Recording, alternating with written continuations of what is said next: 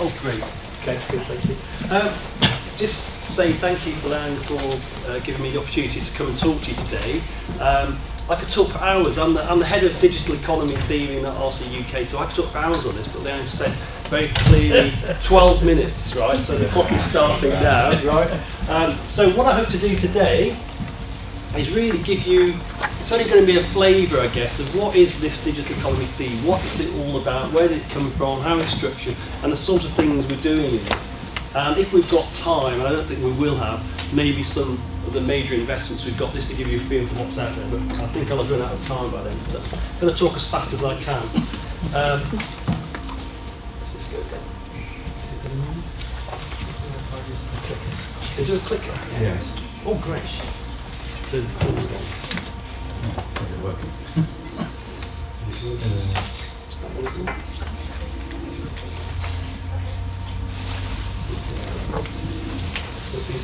Oh, it stopped. I've got more slides than this. So. We've stopped the clock. This is the whole point of digital economy. Technology doesn't work, you know. Good job I've got an assistant here. There we go. Right. Okay. Let's just see if that fixes it. No. Okay. Right. Oh dear. Anyway, so this next slide, when it comes up, well, yeah. So it was just to try and give you some history. Why did RCUK 4.5 years ago make the case for digital economy theme? What is it? What was it all about? So yeah, it's working. Isn't it? Okay, thank you. Right. Okay, right. So it was really this idea that there was a lot of, well, actually massive changes in the whole plethora of digital technology, mainly driven by the increasingly connected world, not just through the internet, but through mobile communications, whether it's through smartphones or things like iPads and things like that. So, you know, there's a load of stuff like there's books being written, Race Against the Machine, how digital innovation is helping things. And then you get all these data from these things. This is Boston Consultancy Group here. It's incredible. If this is true, there's no reason to doubt it, but they're saying something like 90% of all data has been produced in the last 2 years. And half of it's crap, but you know, it's still there. Across the G20 economy, 4.1% of GDP, worth $2.3 trillion in 2010. And the UK is doing really well. Apparently 8.3%, very precise, 8.3% of the British economy is internet related, 121 billion. I mean, blimey, I didn't know the economy was that big. But anyway, not anymore. Okay, that's gone down a bit since then. But 1 trillion devices as well connected to the internet by 2015. 3 billion users. The internet economy in the G20 worth $4.2 trillion. That's fantastic. So this is the background, you know. So real opportunities, if you like, through this transformational use of digital technologies to address real needs, societal challenge, and really push forward the way that companies and people interact together with supply chains and things like that. So it's RCUK, it's Research Councils UK, it's across Research Council activity, it's interdisciplinary, multidisciplinary, and it's one of actually a few what we call challenge areas in Research Council Swindon Speak. So there's cross-challenge areas like energy, living with environmental change, global uncertainties. They're all things that don't really map onto a single discipline. They're all interdisciplinary. And some of these areas, like global food security, which is led by BBS, they have a champion, but we don't have a champion. We can't afford a champion. So, but we have got, in name only, Steve Jobs. So if we did have a champion, I'd like it to be someone like Steve. And as Steve last year, when he launched the iPad 2, and now the iPad 3, he said technology alone is not enough. Now you might think, what a strange thing to say for a guy who headed up probably one of the world's biggest technology companies. But what he meant by that, and he went on to say, it's technology married with liberal arts, married with humanities, that yields the results that make our hearts sing. Now I actually think that's fantastic, because he could have really been describing the digital economy thing, because it's all those things. It's not just the techie stuff, it's not just a load of ICT geeks making widgets in the labs. It's actually working in a co-creative way with people in humanities, social science, psychologists, humanity people, whatever, to do something different. And so we've come up with this vision The vision is a very snappy phrase, is to rapidly realise the transformational impact of digital technologies on all aspects of community life, cultural experiences, future society and the economy. And that's encapsulates it all in 2 lines really. So this is a quick thing. So what did we come up with? So we got some money in the comprehensive spending review for 2007, and that gave us some very challenging targets to spend £56 million, which meant we had to put out about £120 million worth of research grants. And if I've got time, I'll tell you what they are. But there are a number of partners in there. Initially 4 research councils, so led by EPSRC, with Arts and Humanities Research Council and the Economic and Social Research Council, and MRC were in the previous CSR. In the current comprehensive spending review, MRC have dropped out. They said all their applied research has gone to the National Institutes of Health and Research. So the figures here we've got are the spend targets. So that's grants that are out there at the moment that are spending from the research councils. And so you can see it's quite a significant lump of money. And what that's actually resulted in is what we call 113 core projects. That's a DE theme through those funders. But also we've got 174 non-DE funded projects that sort of have the look and feel of some aspects that are digital economy. So all together, you add them all together, there's something like £230 million worth of grants out there at the moment that that represent the sort of DE thing, if you like. And the other thing to mention that's important is this whole point about users. There's 400 plus users out there at the moment, and I'll just explain you there in a second. Something that's been mentioned already, and you've heard about this thing about people. People really are at the heart of digital economy themes. So we developed the technology by asking how people, trying to understand how people actually use it. So ask really how people or organisations use that technology. So it's co-creation really, I like to say, is mandatory, and you've heard that expression already. It's just a few collaborators. I won't go into detail there. There's some from our Centre for Doctoral Trainers, loads up there, and there's others there that could be like Aviva and transport companies and everything. So I mentioned this a second ago. It's a very diverse theme in the Research Council. It brings together people from ICT, engineering, social science, economy, psychology, and they're all working together to solve the challenge. It's all challenge-driven activities. And we've tried to divide it since we started back in 2008 into 4 specific challenge areas, and I won't go into detail on this, I haven't got time, but we've got 4 of these areas: communities and culture, which is all about how technology can help people in society have the sort of community feel, if you like, make community living better. IT as a utility is basically trying to say how can IT be so pervasive and so invisible that a user doesn't even realise they're having to log on or do something. It just happens and just works reliably. New economic models is developing new economic models to take advantage of the digital area. And sustainable societies, how can you make society better, deal with things like peak demand in cities and things like that.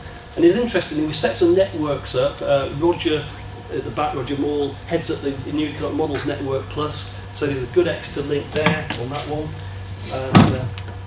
And just if you're interested, we spent a lot of time last year actually trying to describe the theme a bit better. So here's our 4 top things, IT as a utility, New Economic Models, and we tried to describe a little bit more to link in with some of the research areas, some underlying sub-themes, if you like.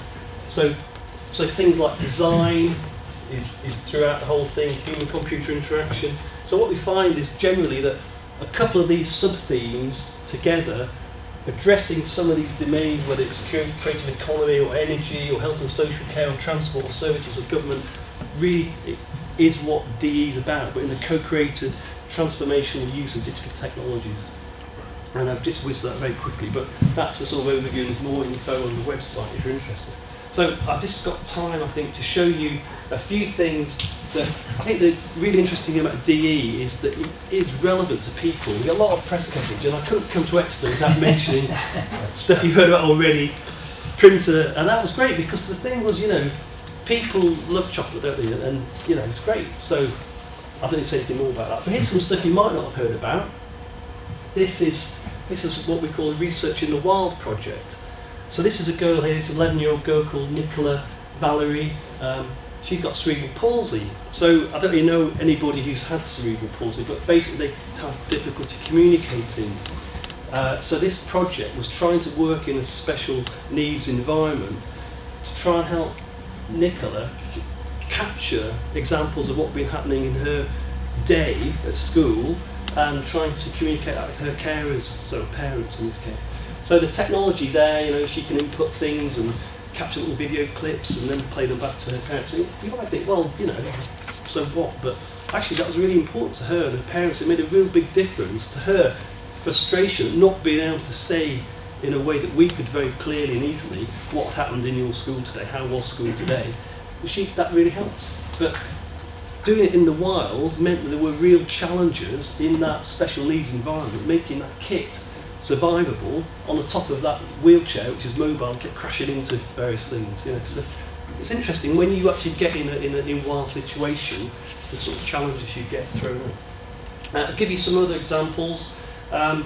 This was something I'm really pleased about this because I opened the Sunday Times last September and I saw this thing. I thought, fortunately, you're very good at scanning. I've missed Annie Lennox's head off. This is Annie Lennox here. The story here is that this is Andrew Hudson Smith from UCL. It's a project called Tales of Things with Electronic Memories. This is all about how can you attach sort of memories and significance to artifacts. In this case, Annie Lennox's dress. So the story here is Annie Lennox wore that dress to Nelson Mandela's 90th birthday, and she donated it to Oxfam. So how would you know that unless it had a little label on it? So the idea is that you can use RFID stuff, little tags and things, to record the story. So she recorded this story, little video clip, uploaded it onto this website, and then the idea is go to Oxfam, and here's Andrew with his iPhone, scans in the little tag, and there pops up on your phone, Alex saying, I wore this dress at Nelson Mandela's 90th birthday. So the whole point is, this is with Oxfam, this is one example they've done of trying to tag things with electronic memories. You could attach stories to anything. It could be that dress, it could be some teapot, it could be something you want to keep in the family, and people can add to that memory as well, so it's like an electronic post-it, but a bit more advantageous. Anyway, so Oxfam now commercialised this in a way because they see it when they trialled it, this thing called shelf life, that it actually boosted sales because people wanted to see what significance this object had, whether it was they've donated an item or some food or whatever it was. So really interesting. That's a sort of new model, if you like, to give value to things. And the thing for me that I found exciting was that, unlike a lot of publicity we get, the actual funder was acknowledged in the Sunday Times. So it said this work has been funded by RCUK Digital Economy thing. I thought, fantastic. I couldn't have paid for that, even if I was allowed to as a sponsored researcher. And you're not allowed to in this austerity time anyway to pay for adverts. But a half page in the Sunday Times to say that would have been millions. So it was great publicity.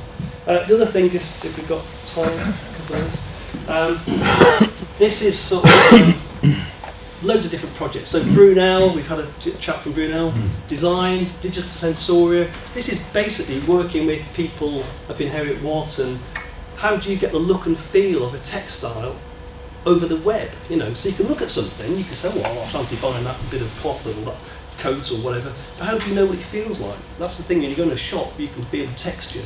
So the idea is that using this app called a Shugel, which is a Scottish thing for doing this, you feel the cloth or whatever, you could feel, so it's making your mobile phone, your interface, sort of have the feel of a material.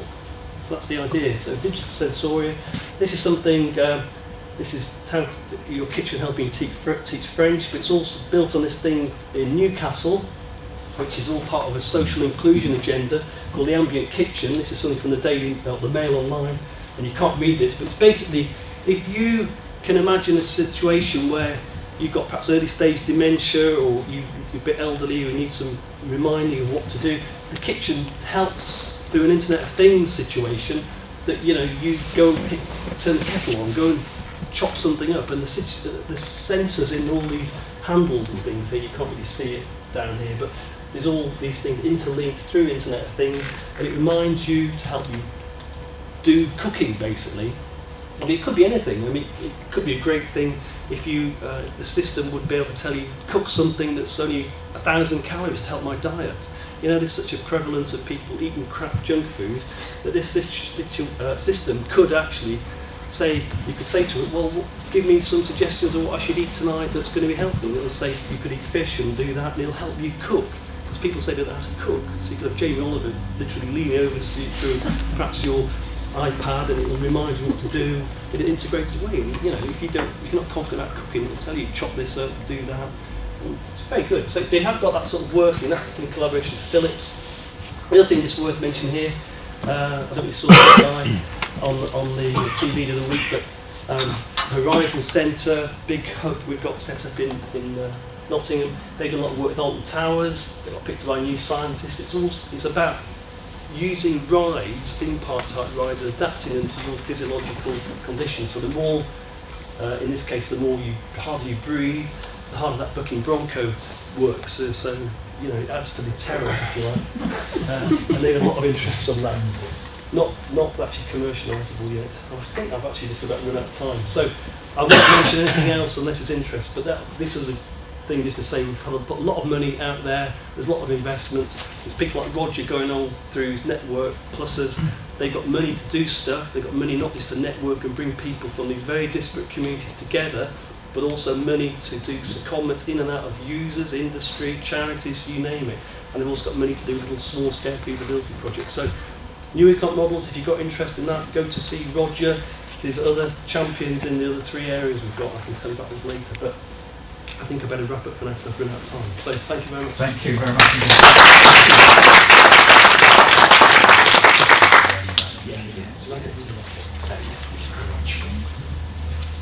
Jeremy Davenport is going to speak to us next. Thank you very much. And talking about a converged and collaborative world. Jamie Oliver leaning over me.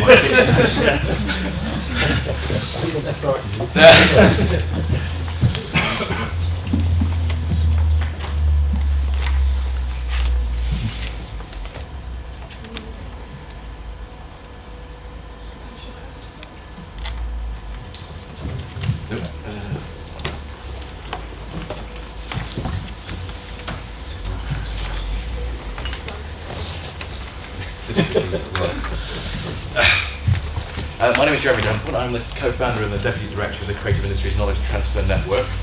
My parent organisation is the University of the Arts in London, but the project, the network, is being implemented on behalf of the Technology Strategy Board, which is the government's innovation agency focused on connecting businesses to technology in lots of different domains. And I wanted today just to give you a little bit of a sense of what we do, our community, but some of the headlines that have emerged from our work, and in a sense kind of a personal take on 4 years worth of working in this knowledge exchange space, particularly the space between creative practice, creative disciplines and technology. Let's see if we kind of space.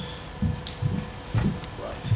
I thought I'd start very quickly by giving you a sense of the landscape that we've worked on. So this landscape came from our original business plan, which is 4 years old.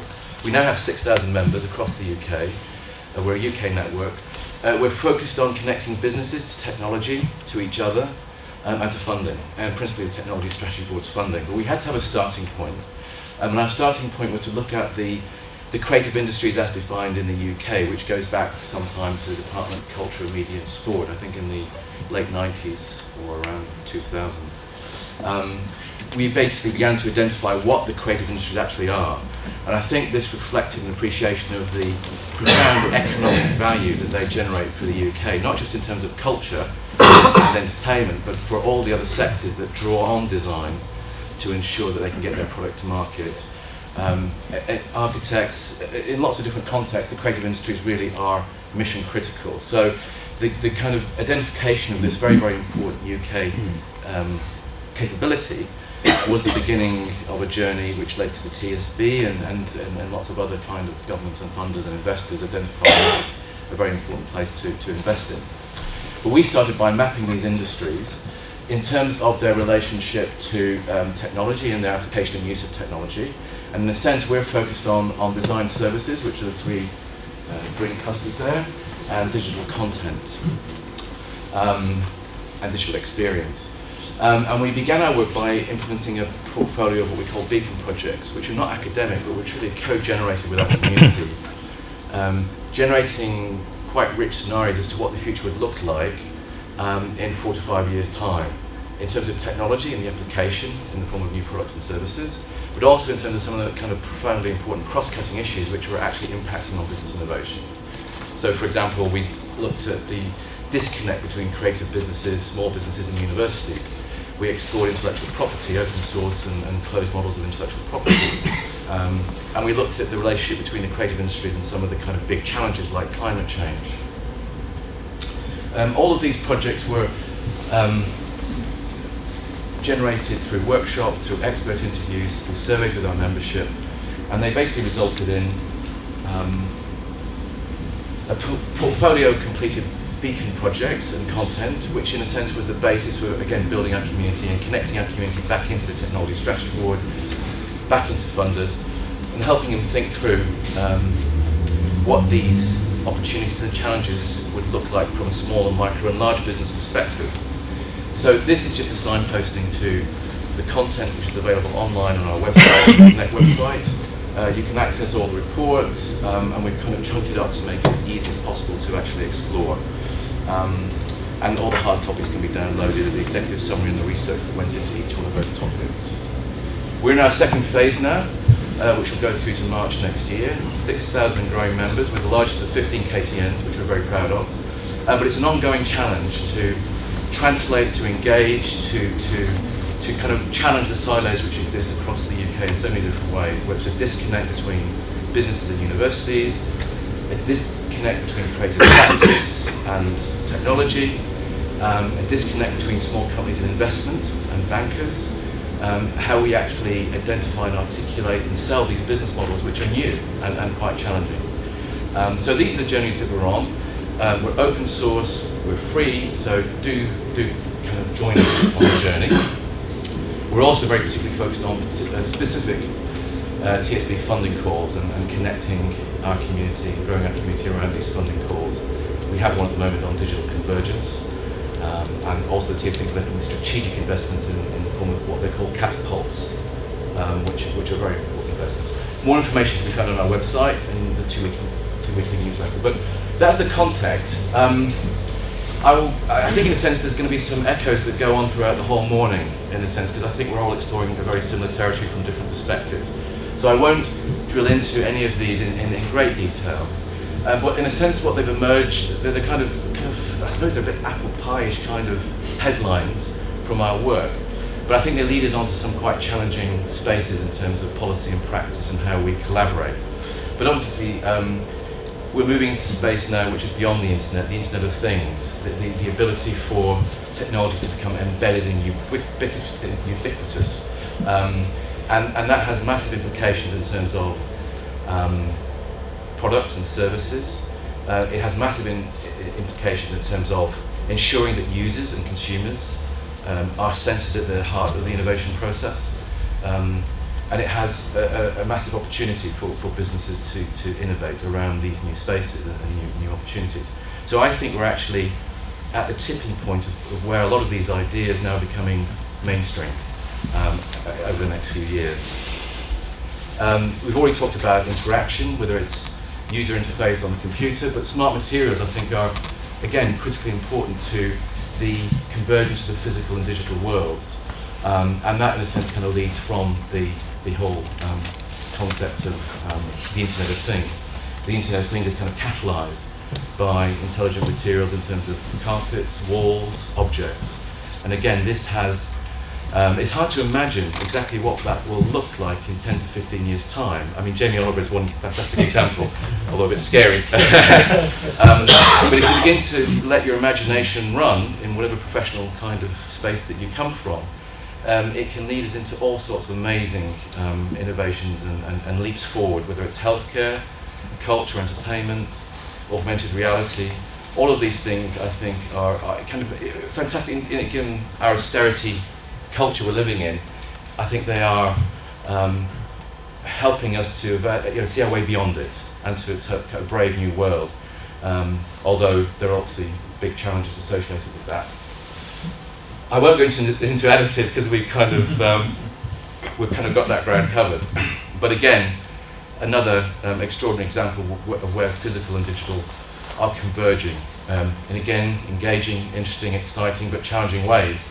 We touch on intellectual property, the open design movement. In a sense, will design face the same problems that music has done, as you can file share designs now around the world and download them and produce artifacts outside, in a sense, the classical architecture and intellectual property. So all of these issues are kind of creating a world of opportunity, but also quite profound challenges. Data, I mean, metadata is one of those things that I kind of struggled with for a long time. When you get it, again, it's another profound driver for innovation. A lot of small companies, a lot of medium-sized companies don't really understand that their kind of operation in the digital world is providing a massive resource which they can use to build on and adapt and basically develop bespoke services and products which reflect our behaviour digitally. And that's happening real time now. It's a space that we're heavily involved with. But data, again, and its impact, or how it's reflected, or how it reflects, in a sense, our physical behaviour, is a profound and important driver for innovation. Our passion, I think my passion, I'm not a creative, I'm not a designer, so it's kind of looking at it from a slightly different perspective.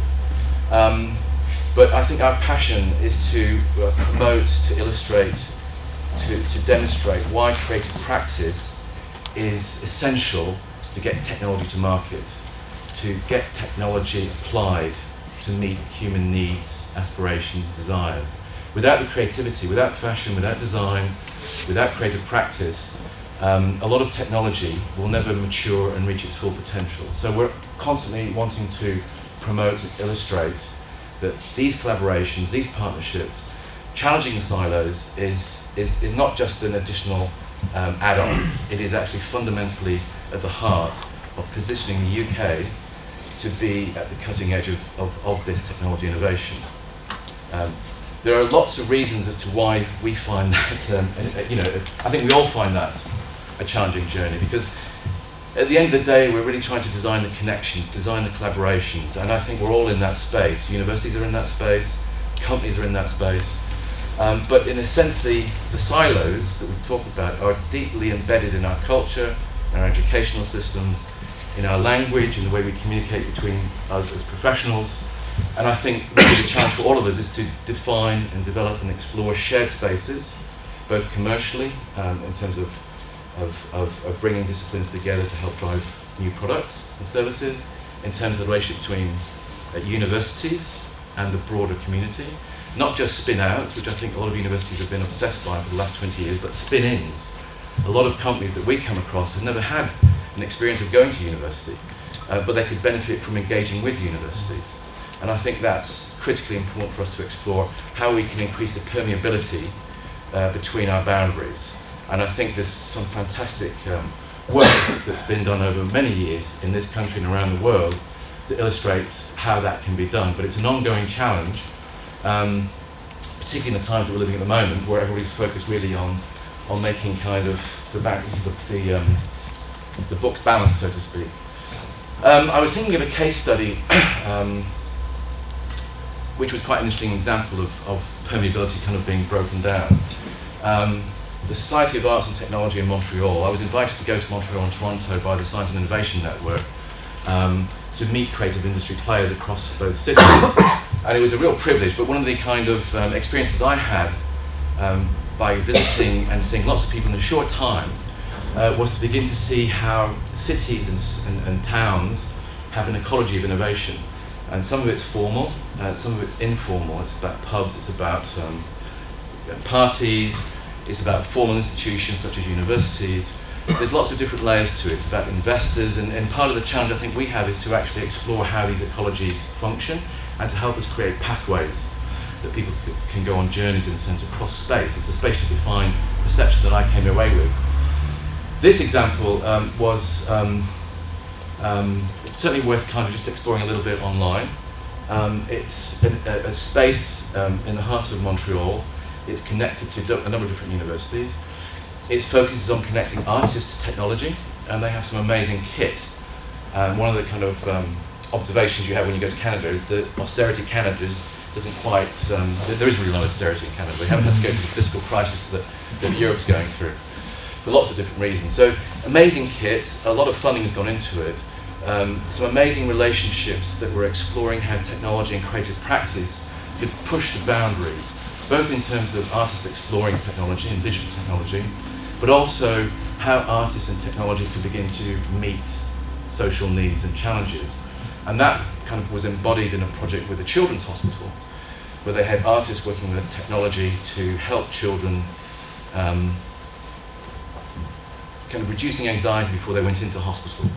That project's just started, and I thought it was a fantastic exemplar of how these kinds of collaborations can generate something that's very powerful in terms of addressing some of our basic needs and challenges. But there are many other examples. This is just one case study. So I would signpost people to that to have a look at, because it was very engaging. This is just self-indulgence, because I have an interest in archaeology, and it always struck me when I had a stone axe and then I found that they're very, very similar. It's the catalytic role that technology plays in terms of changing our relationships or helping us to evolve our relationships, which is at the heart of technology. You know, that is true 6,000 years ago. It was profoundly catalyzing of innovation and new ways of connecting with each other, of the economy, of everything. In a way, the question mark is whether or not the iPhone is doing the same thing now. So a very, very quick overview. Lots of stuff to go and have a look at. We're open source, so please come on board. Thank you very much. Thank you. Thanks a lot, Jeremy. That was great. Our next speaker is Peter Wells from Cardiff University. He's going to talk about creative innovation in manufacturing, new socially extensive business. Thank you very much.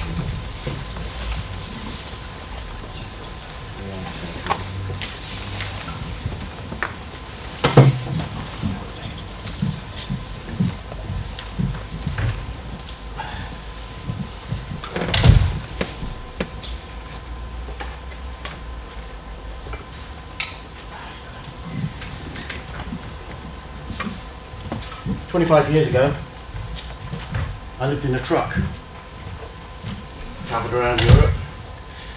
I worked as a street performer. It's a nice life. Actually, it's a very nice life. The standard of living is very high. You only work an hour a day. But then my first daughter came along, the lovely Amy, and had to get a proper job. So, I found myself working on the car industry.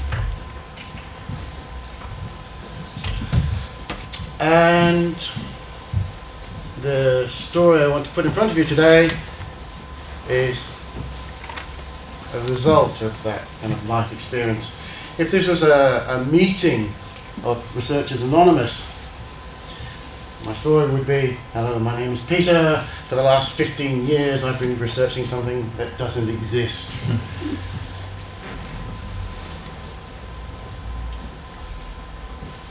So let's take you through that little timeline very briefly. I've got slides, but to be honest, I'm not going to talk to them. They just tell you who I am. Are the slides made available afterwards? Yes. There you go, you can read them afterwards. 20 years ago, I'm standing in Rüsselsheim, the factory of GM Opel. Don't think I've been in a car factory, fantastic place. I've been in many over the years. And in Rüsselsheim they have transfer presses to press the steel panels. These presses are more or less the size of this room, only bigger. £25 million worth each. They had 10 in this great big hall. We stood next to one. What's it doing? It's making doors. It's making doors for the Astra. It makes doors all day. Boom, boom, boom, boom. actually it's quite mind-boggling when you start to, okay, it's making doors all day, like this, boom, boom, boom. And that is the heartbeat of the automotive industry. That is the core technology of the automotive industry. That is the technology that determines the entire structure of the automotive industry. Because that's where their money goes. When you design a new car, £1 billion is spent. Half of that is spent on engineering the body. Those tools and those dies and so on. It's an enormous throw of the dice. This is why 6 generations of Golf look so similar. Because Volkswagen cannot afford to stuff that up. So there I am, I'm watching them making these panels, and I'm thinking, okay. But what I'm interested in is how to create a sustainable automotive industry. Does such a thing exist? Could you make it in an industry so embedded? They've had the same way of working, the same way of being for nearly 100 years. Now, Liang actually touched upon this issue in his own presentation. When you have those big centralized factories, yeah, inevitably, all the people of Wolfsburg, which is where Volkswagen lives, cannot possibly buy 8,000 Golfs per day that factory produces. So they're spread out across the landscape of Europe and the world in long distribution lines. And this business makes its money by manufacturing cars. Now this sounds like an oxymoron, of course it does, it's a car manufacturer. But you have to think about it. They cannot turn it off. Cannot turn it off. So when people think about the sustainability of the automotive industry, and they think about engines and emissions and all the rest of it, that's not the core problem. The core problem is you cannot turn it off. That's why our landscape is covered in cars.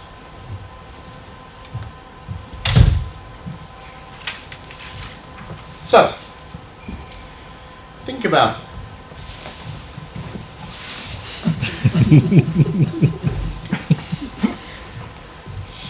too many years spent on the streets, that's my fault. If you think about how you would create a sustainable automotive industry, you have to start with rethinking how it captures and creates value. And hence, we're interested in business models. But you need to do more than that. Yes, you've got to create this value. Yes, you've got to capture it. But most importantly, you've got to stop those bastards taking it off you. The best business model is a business model where you have no competition. So I've kind of been thinking about these issues, and around 15 years or so ago I created this concept which I called Microfactory retailing, which is all about a distributed / manufacturing system which is actually service orientated. The vehicles would always be contained by the business, they would be put out to users, they'd come back on a refresh cycle every 3 or 4 years, and the maintenance and the refreshment and everything would be done in the factory / sales / maintenance operation. Didn't exist.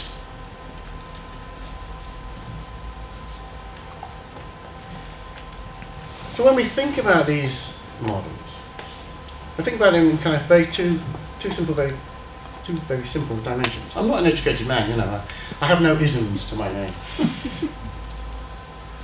On the one hand, you can innovate on the business model. On the other hand, you can innovate on the technology. Now, you can imagine this is a very simple quadrant. Here in the bottom corner quadrant, there's no innovation going on. And this is most life, to be honest. You know, we're all change merchants. We are professional change mongers. We like and look to change. But actually there's a hell of a lot of not change going on. And much of life is in there. Then you can innovate in either the technology or in the business model. Let's take the technology one first. In many cases, companies are heavily involved in innovation, new technology, but they don't want to change the rest of the business. And this is Toyota and their Prius. There are few cars more boring in the world than the Prius. Conventionally built, conventionally sold, they've hidden the technology away. Alternatively, you can invent new ways of working, new business models, without fundamentally changing the technologies. And this is the world that you have all experienced with the likes of Ryanair, or perhaps Dell. Their business models have reconfigured the relationship between consumers and producers. And by that reconfiguration, they are able to capture a new sort of market and a new way of working. The trouble is that actually it's quite easy to replicate that. How many low-cost airlines are there in the world? Actually, as an aside, and this is worth thinking about, the airline industry in aggregate over the last 100 years has been a net destroyer of value. It's made more losses than profits. So think about that. It's easy to replicate those models. Therefore, it's easy for someone to come from the outside and compete. What's interesting about what Liang is that he's up in the top quadrant. He's got the new technology and he's working on the new business model. And that combination is the genuinely powerful and interesting combination. And I think he should be applauded for that. It's a very brave step forward we want to take.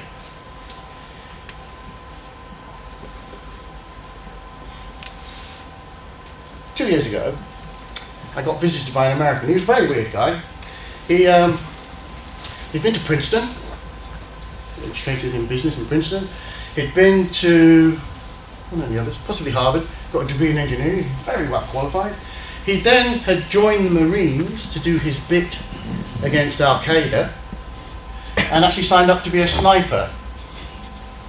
Now you think about the mentality of this. Now, here I am, green anarchist militant cyclist. Here he is, ex-US Marine sniper. Why has this man come to see me? He's come to see me because in the United States he set up this thing called Local Motors. And look at me, it's actually the nearest I've ever seen to someone doing my concept of microfactory retailing. But instead of it being an eco-warrior's paradise, it's actually, he's creating these massive 4x4 off-road vehicles for recreational fun. Oh, shit. And that's life. I had this vision and it's going to be, flowers and and then he's taken those ideas and gone off with them. So watch out. It's my advice. Thanks very much. Thank you.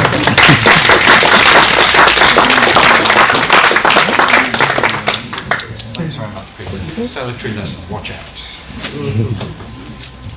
So Stephen Flowers now is going to talk to us on the role of users and communities, or something like that. Users, communities and innovation. Thank you. Oh, okay. I hope my graphic, it's mostly graphics, so hopefully they can read that.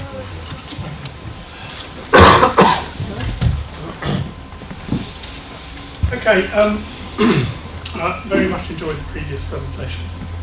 And I've seen the 4x4 you mentioned from an entirely different angle. Now, let me just tell you, I come from another world, right? I come from the world of innovation and innovation management. That is a way of actually looking at how new things come into widespread use, from invention to widespread use. Now, one of the things that we do in the group that I work in is that we look at a lot of things, a lot of areas, creative industries. We're doing works with the RCUK. We've got a Fuse project, which is around creativity and writing, which is a bit of a hub in this area. But we're also looking at, or the work that I've been leading, is around these community innovation. And it's kind of different. It's not manufacturing, it's not large-scale things thumping out car bodies, it's very different. What I'm going to try and do is to very, very quickly is give you an insight into how that's different, why it's different, and what it means for creating a whole new model. So that's what I'm going to try and do.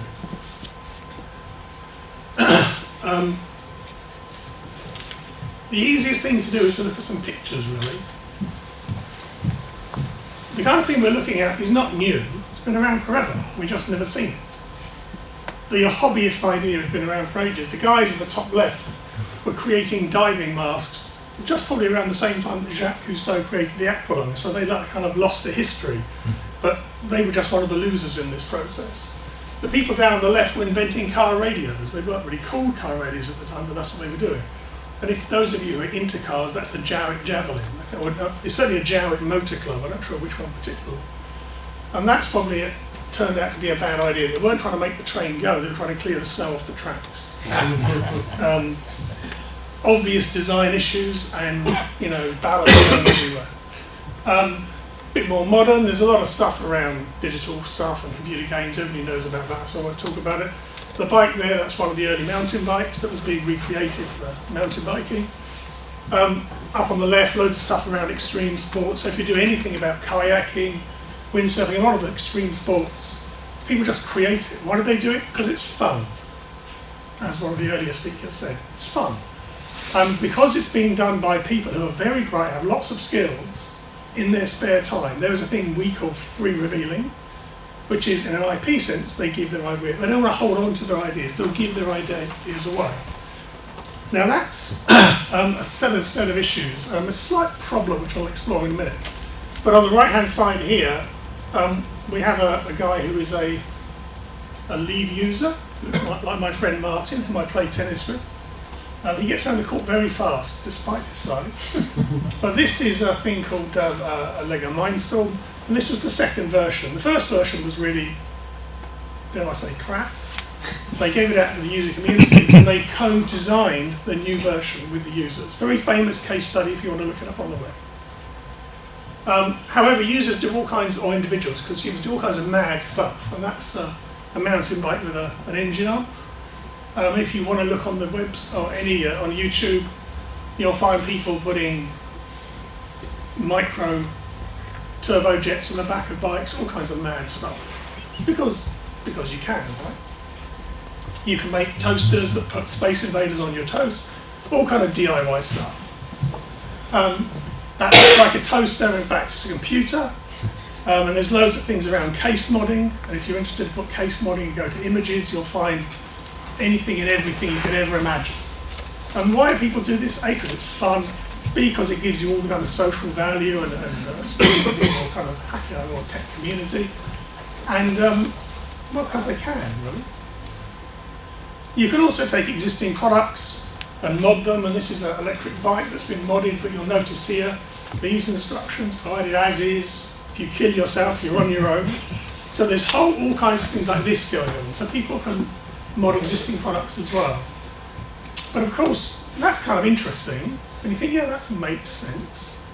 And this is where the frenemies kind of angle comes in, is that this is a Polish artist who created, who spoke to Lego and said, can I have some Lego because I'm going to do an art installation, which he did. And he created a death camp. And all of a sudden, from Lego, wholesome, we work with users. Okay, you've created death camp. Not so sure about that. He then created the packaging. And this is all over the web, and it's quite a famous case. But what you have then is a relationship where you're working with users. It's really fantastic, but you don't control it.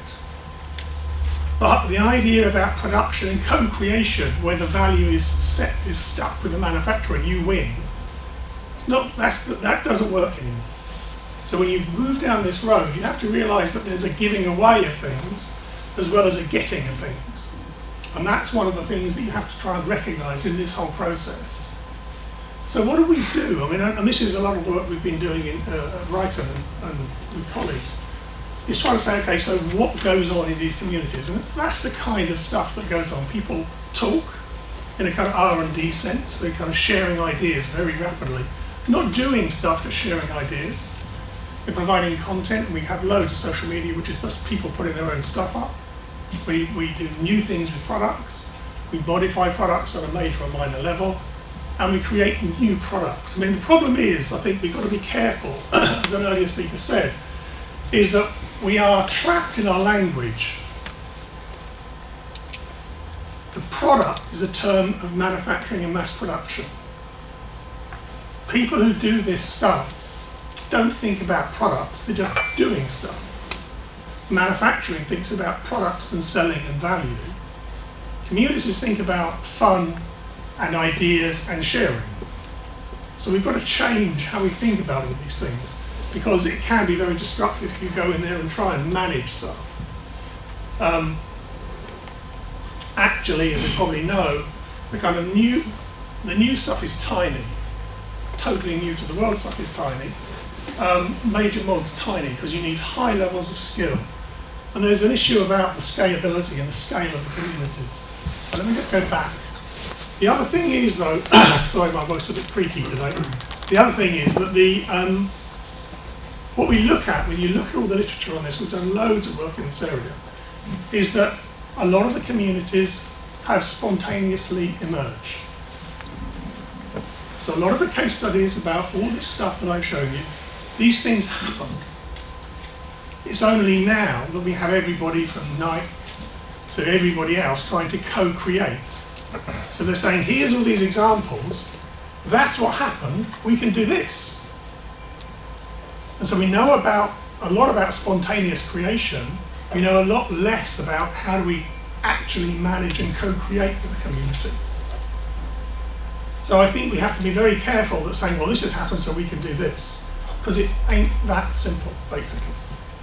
However, a lot of people are trying. Let's have a look at this. I know there's someone here from another kind of mass funding operation. This is Kickstarter, a US-based thing. This is kind of interesting in lots of levels.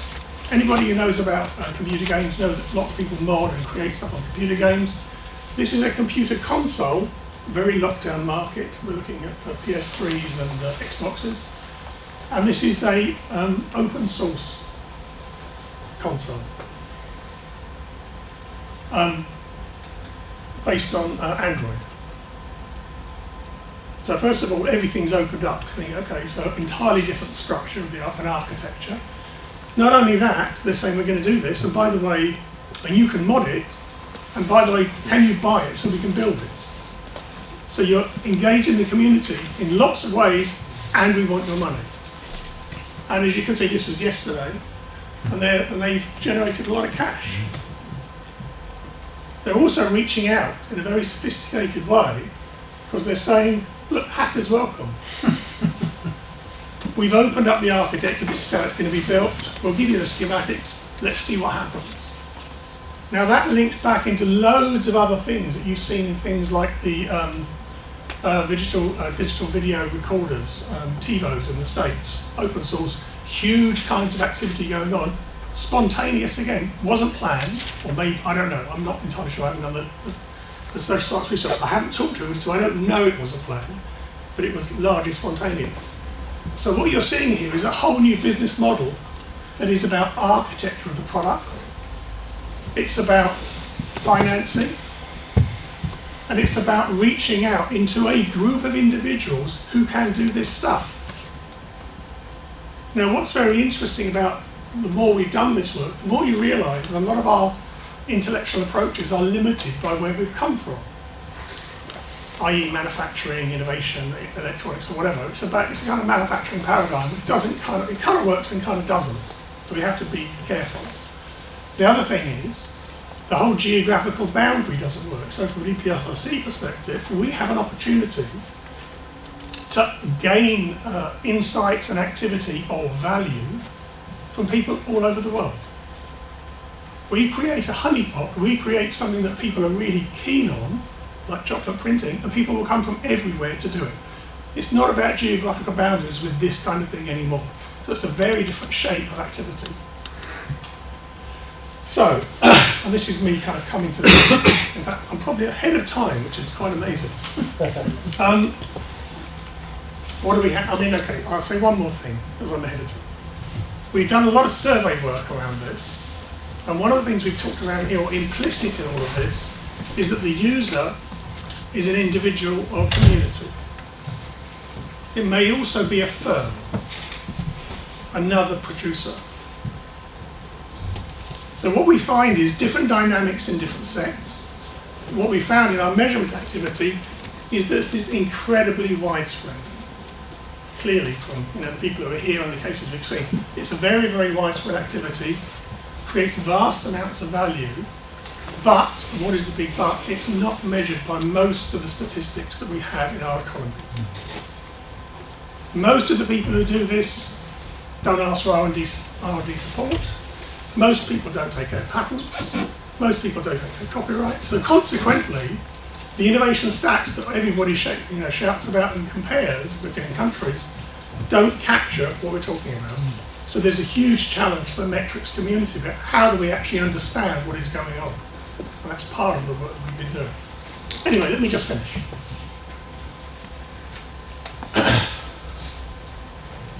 Clearly it's common, it's certainly very visible.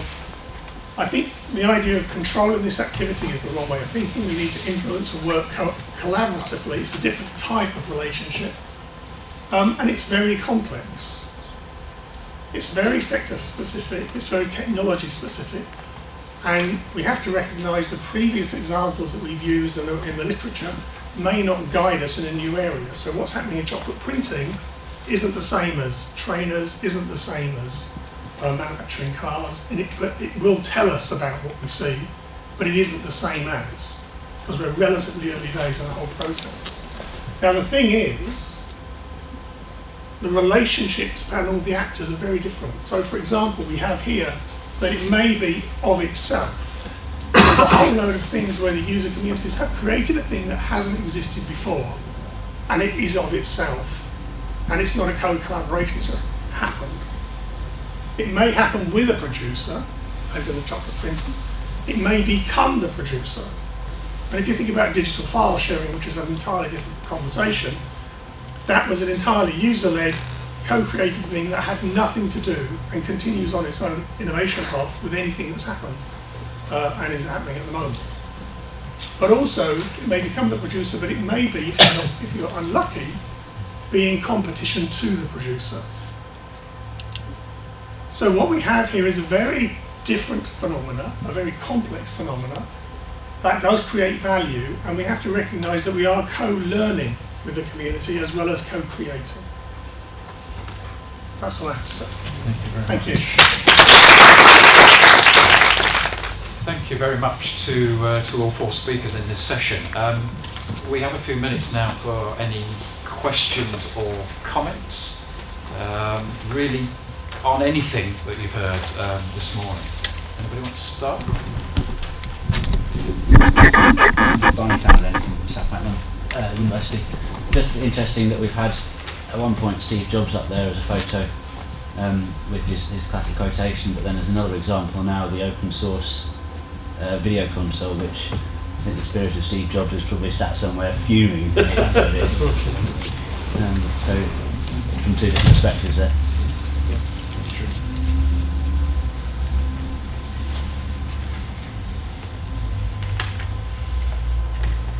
Yeah, I have a question for Peter.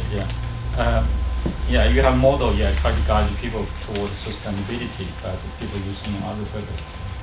So, what's the barrier to deliver that? The final goal you want to achieve sustainability, or is that how to implement? It was a bit of a romp, I admit. But I've got another friend who's working on this in the context of open source sharing of the design process, not with the user community, but with the specialist industrial community of the automotive industry.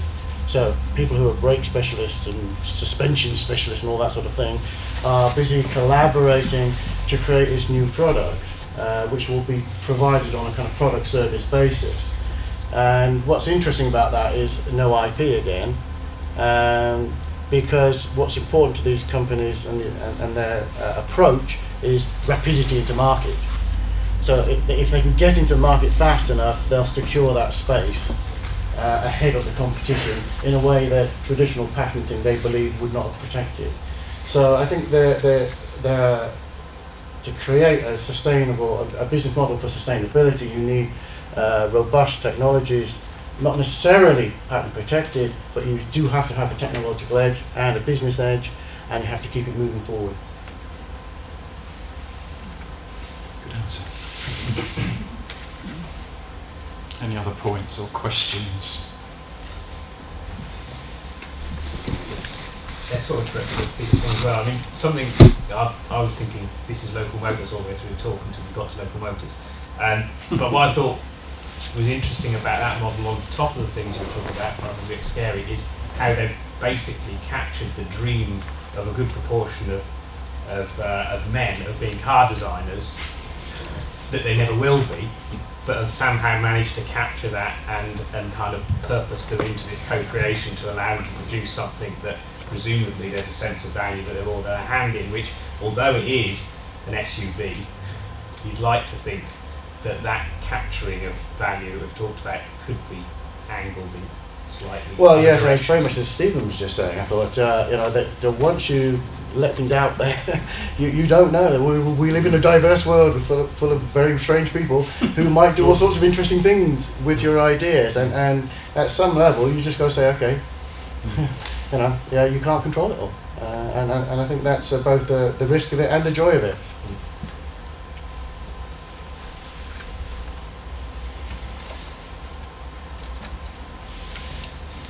Okay, well, I can see through the pane of glass in the door that the lunch has arrived.